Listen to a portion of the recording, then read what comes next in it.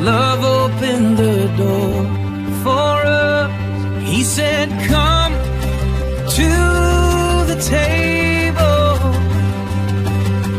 Come join the sinners who have been redeemed. Good morning. I'm glad you're here for Table Talk this morning as we come whizzing on into Easter. When I originally planned out this time in the Sermon on the Mount, I figured we would get through most of chapter 6 before Easter, and we're not doing that, obviously. So why don't we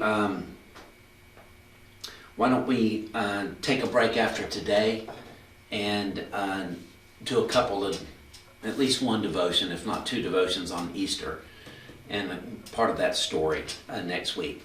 Anyway, I invite you to turn to Matthew chapter 6. I'm glad you've joined us at our study table. And I've entitled this little devotion with thoughts or some thoughts on Hammer Time. Remember the old rapper MC Hammer? Hammer Time, can't touch this, all that. But he also did a song called We Have to Pray, or We Got to Pray Just to Make It Today. And so we're going to talk about prayer this morning. I invite you to turn to Matthew 6 or open up your devices to that and look at verse 5. That's where we're going to begin. As soon as I pump some of this caffeine into my body this morning. It's actually half calf, not that y'all care.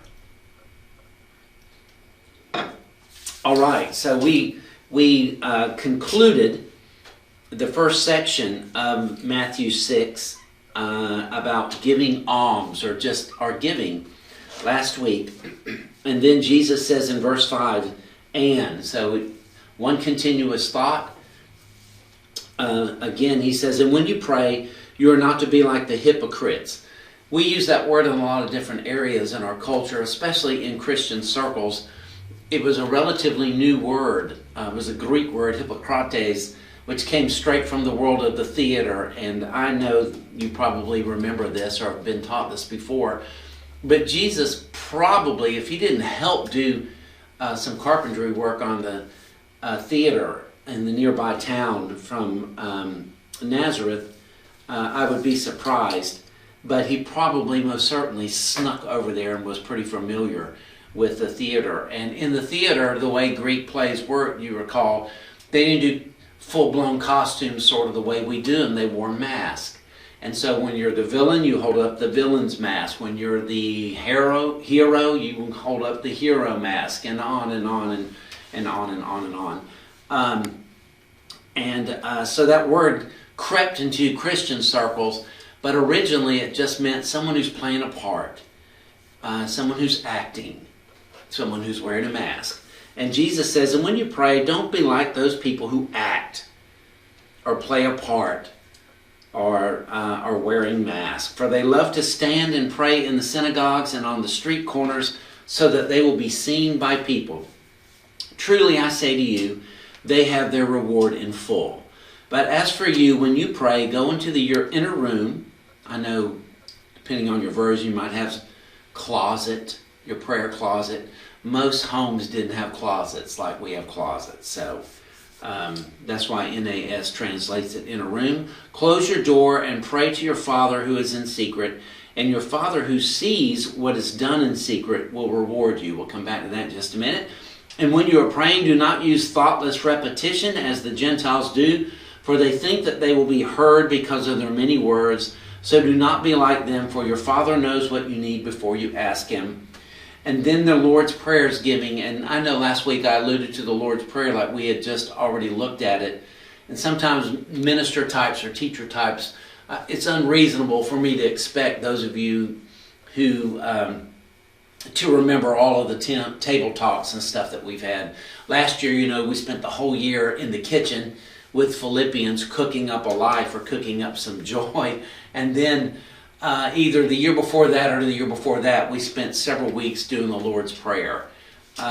Anyway, Jesus begins the Lord's Prayer with that classic word, Abba, our daddy. That would have been revolutionary. When you pray, you're talking with your daddy. That's important for us this morning. We'll not unpack the Lord's Prayer there. but I do want you to see that it is connected, and I know that it is connected. All right, so we just want to look at this concept of prayer. I remember as a relatively new Christian praying in our church in Montana. It would have been a long time ago for those of you. I would tell you the year and do the math, but you know, you got to borrow and do all that stuff, and I'm not ready to do that this morning. I was not a math major, as you know. I remember just saying a prayer. We were a pretty traditional church, sort of. We were unconventional, but our worship style was traditional, as most churches were back in the early 80s. And the ushers would come forward with the offering, and then our worship leader or minister of music, we called him back then, Stephen Little, would look down and he would call on someone to do the offertory prayer. And he called on me to do that once. And I was sort of unprepared, but I blurted something out. I don't remember exactly what it was. And an older lady came up to me after the service and she said, "Your prayer meant so much to me. You are a good prayer." I didn't really know what that, I don't know what that means. I don't know what that meant. I don't know what that meant. What is a good prayer? And you guys know, I mean this with respect, because like if you were in my dad and mom's generation, all they knew was the King James version of the Bible, so they were prone to pray more in King James. But if you grow up reading and learning and memorizing the New Living Translation and then you pray in King James, that's kind of changing your language. And I jokingly say sometimes, all you have to do in the average Baptist church, I'm not picking on other denominations, is if you've got a pretty successful business and you haven't broken the law and you come to church and you pray in King James, we'll ordain you as a deacon. Because, I mean, you can pray. I think that's not really all that impressive to the Lord. And Jesus seems to be getting at some of that. And the hypocrites, as he mentions two groups, the Pharisees or the hypocrites, and the Gentiles that have their particular bent or slants on prayer. None of them really connect, neither of them connect with the Father. And so I just want to be real practical this morning for a few moments. What advice can I give you, since this is a devotion and not a complete exegesis or exposition of the text? What can I say to you, and what can we glean from this passage about having prayers that connect with the Father? And like I said last week, with giving alms, certainly Jesus isn't saying that we're not supposed to ever pray public. I do think it's sort of implied that if you don't pray in private, then you shouldn't pray in public. The thought that you have no personal prayer life at home, and yet you're the one that prays on Sunday morning, that seems extremely unwise to me. So, you don't have to cry out if you get called on to pray. Just decline to pray. And then later you can explain it to me or someone, my prayer life's not what it's supposed to be. So how do you have a prayer life that's supposed to be? Because I hear it from you guys and from folks all the time. I don't know what to say. I can't keep my mind focused. I don't really know how to work this prayer thing out. I feel like my prayers are bouncing off the ceiling and on and on and on and on. What kind of advice could I give you if we were sipping coffee together and just looking at Matthew 6? Let me just give you 2 or 3 thoughts. I have no notes, as you can tell. No manuscript. Thought number 1 is that if you're really going to pray,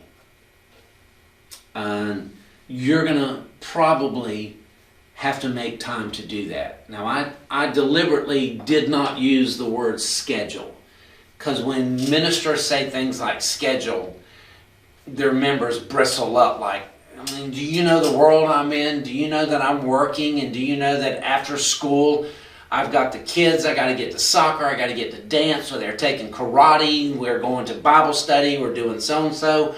I'm serving in the soup kitchen and I'm doing this and this and this and this, and now you're asking me to schedule something else? I'm not asking you to do anything. I'm just simply telling you, if I were your life coach or your spiritual coach, that you're probably not going to do most of the significant things that you want to do. if you are operating your life in, we will fit things in when we have time to fit things in. I bet that soccer practice is scheduled. You get your children there. I bet that karate practice is on the calendar and you make time to get your kids there. I bet if you go to the gym 4 days a week, like I say I do, but rarely do. I did go this morning though, so then I don't feel like a hypocrite. You probably schedule that rather than just trying to fit that in. And if you're going to really talk to your Heavenly Father, then I think you're going to have to kind of make time or a place for that. Like I said earlier, they didn't really have closets the way we think of closets. A few years ago, Donna and I went and watched the movie, as a lot of our folks did and you did, War Room.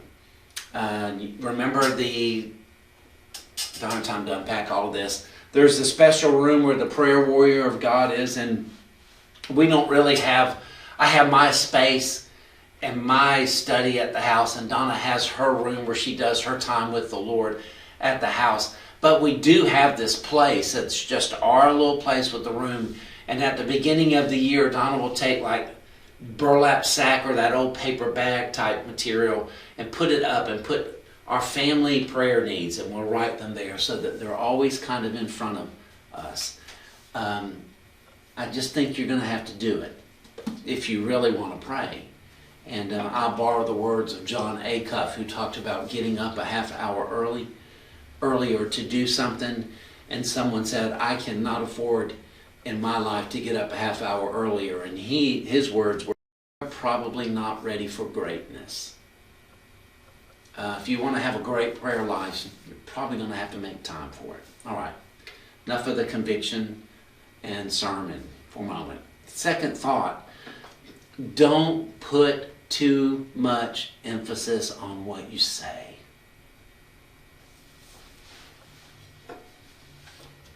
I really wouldn't know what to say, and I feel like I'm saying the same things all over and over and over and over again.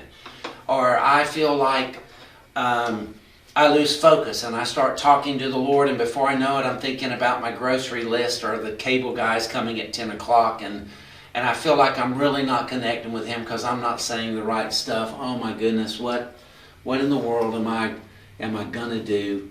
I can't do this prayer thing. And because you don't feel real victorious, you just kind of quit the thing. So my advice would be, do some practical things, but don't place too much emphasis on saying the right stuff. Has it ever occurred to you that maybe the reason Jesus, with a couple of exceptions with Paul, the reason Jesus doesn't record a lot of prayers of His disciples is because they were learning to pray and they didn't really feel confident in saying the right things. You got some prayers where they lift their voice in the book of Acts and the place was I know there are prayers recorded, but their daily prayers aren't really recorded. So let me give you some practical things, 2 or 3 thoughts. Number 1, if you're really struggling with knowing what to say, then get you a little journal and write your prayers out. It will amaze you that you can kind of keep focus and you won't say the same thing over and over again if you'll write them out. Dear Lord, these are my prayer needs. Please remember this. Speak to me from my Bible reading today. Or number 2, find you a book of prayer and read them. It is the heart that counts, remember, in all of this. Not that you say the right words. All right, here's something even more radical. Don't talk at all. Look at the end of verse 6. Or let's look at verse 6. For you, as for you, when you pray, go into your inner room or your closet, close your door, and pray to your Father who is in secret, and your Father who sees what is done in secret will reward you. I want to call your attention, if you have a Bible that's a fairly decent study Bible, the words "what is done," those words are italicized because they're not actually there in the Greek text. They're added in translation from interpretation's sake and to help with reading. So here's what it really says. And pray to your Father who is in secret, and your Father who sees in secret will reward you. Now here's my question real quick, and we'll move on. Why didn't Jesus say, your Father who hears what is said in secret? You ever thought about that? I mean, this is my dad. When you pray, Abba, my Father, He's the God who created everything, but He's also intimate. And this is time with my Heavenly Father. So I closed the door.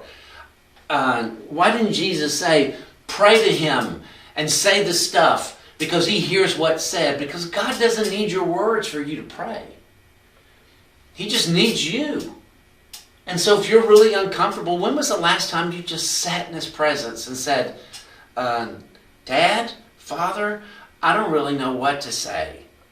I'm hurting and I'm anxious and I'm troubled and I'm scared and I'm also excited and grateful and thankful, and just speak to me and hear my heart. And then you just sit quietly and open your life up. Maybe even more so than God hearing what you say, maybe the most important thing about you making time for Him is that He sees your heart reaching out to His. Maybe that's what's meant in Romans, when Paul writes and says the Spirit intercedes for us with groanings beyond human words. Maybe the Spirit and the Father don't need, since they're one, maybe they don't need us to say a whole lot and to focus too much on our words.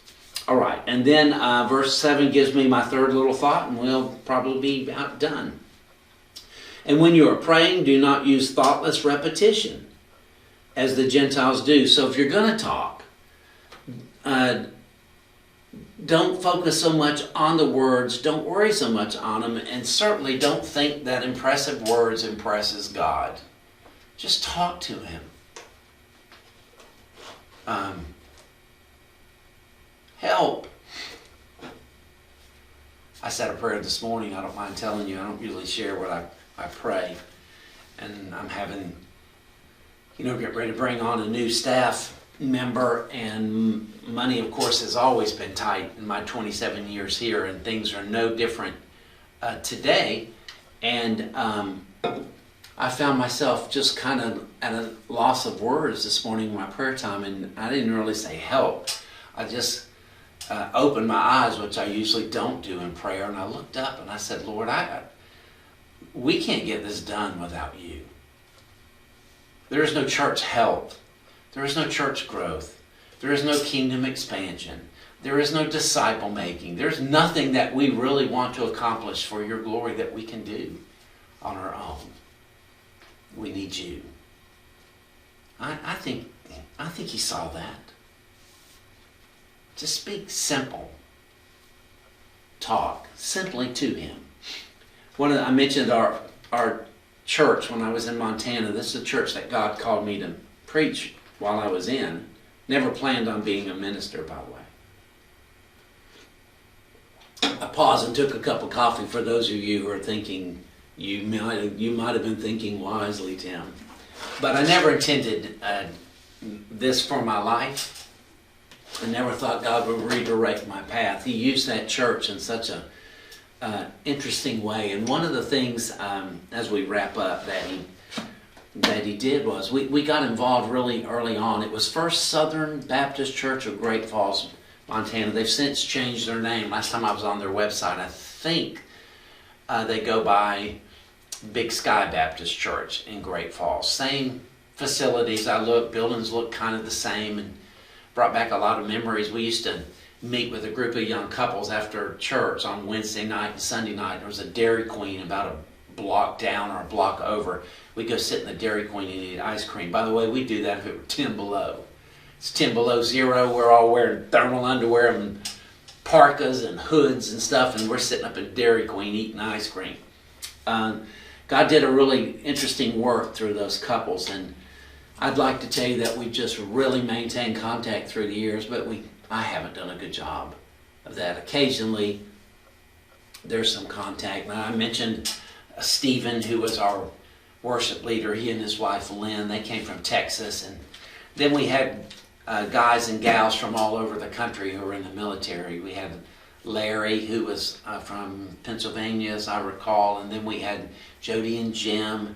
And We had Glenda and Larry, who were really, really close friends. Larry and I were ultra competitive on the tennis court with each other, but we loved each other dearly. We had Ron and Wanda and Steve, and anyway, I could go on and on with those names. I won't give you their last names, but the interesting thing was we all got involved in a Sunday school group together, and we all got involved in a Bible study outside. And we would take trips together and do different things, but one of the things that I look back on and remember is we all came from all these different backgrounds. Some of us have been brought up in real big traditional Southern Baptist churches. Some of us were like me. They didn't have no jack really about this Baptist faith. They had just been saved in a Baptist church and were being discipled. And then we had ex-Catholics in the group. And prayer time was just interesting. And I heard it, but I wasn't really attuned to just how precious it was. Looking back on it, it's like we just have young couples who are either stuck or stationed in Montana. And by the way, we had non-military people in the group too that I'll not call their names, some cattle ranchers and stuff. And we would sit in a circle or sit in a room and we would pray sometimes. And just, we're all away from our families. We are our families. And we just talk to the Lord. And sometimes in my world, because I'm a pro, and I'm prone to fall into verse 7 or either into verse 5 and be a religious pro. If I'm not careful, I'm so caught up in saying the right cliches and language. Sometimes I miss just talking to the Lord. You know, things like, dear Lord, they're talking about transferring me and I don't want to go. Or, dear Lord, we're struggling with homesickness. We're away from our home. And, we're having some marriage problems.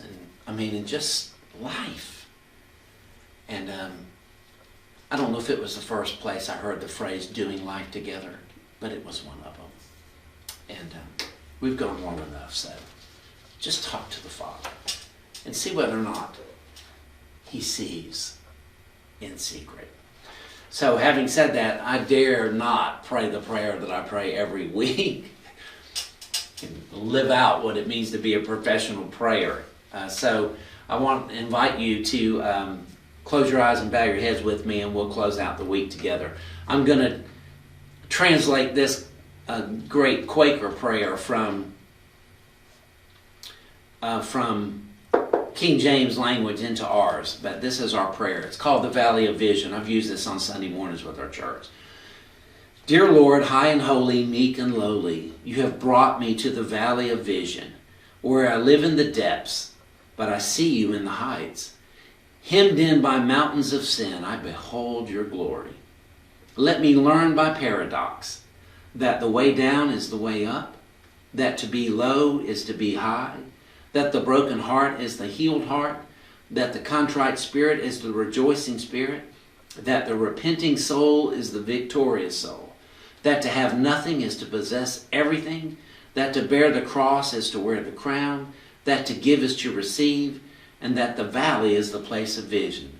Lord, even in the daytime, stars can be seen from the deepest wells, and the deeper the wells, the brighter your stars shine. Let me find your light in my darkness, your life in my death, your joy in my sorrow, your grace in my sin, your riches in my poverty, your glory in my valley. And God's family said, amen. I'll talk to you next week, and hope you have a fantastic rest of the week. God bless. Take your place beside the Savior. Sit down and be set free. Come to the table.